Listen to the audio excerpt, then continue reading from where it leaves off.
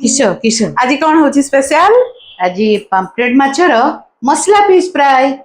तो मार्केट राजा काटिकी आंला fresh fresh pamphlet माछ तो ताकू धोईकी हलदी लुण आउ काश्मीर लाल गुंड दे भल भाव में गोलई देली और माछ को मैरिनेट करने गोटे ग्राइंडिंग जार किसी रसुण अदा जीरा तेल और धनिया अल्प पानी दे ग्राइंडिंग करदेली बाटी रखिଥିବା मसला को माछ ऊपर दे भल भाव में कटिंग करदेली फ्राई पूर्व टिके लेंबू रस देली लेंबू रस देले माछ तो टेस्ट बहुत लागिवो आ माछ भांगीबनी तापरे गोटे तावारे सरसो तेल नबा तेल ताती गला परे सेतरे मैरिनेट कर रखिଥିବା माछ को देई गोल्डन ब्राउन होला पर्यंत ताको एपट सेपट करी फ्राई करबा आउ आपण माने चाहिले आको पखाळ सहित भी खाई परबे और भात सहित भी खाई परबे आम घरे तो याकू समस्त खाई के एंजॉय कले आशा करछि आपण माने भी याकू घरे ट्राई करिवे तो सांग माने 300 के होबाकू आ अल्प किछि मेंबर बाकी अछंती तो जल्दी जल्दी जाई कि मो चैनल को सब्सक्राइब कर दियंतु आ जदी इंस्टा और फेसबुक रे देखुतबे फॉलो तो नियाती कर देबे रहिली हैप्पी संडे।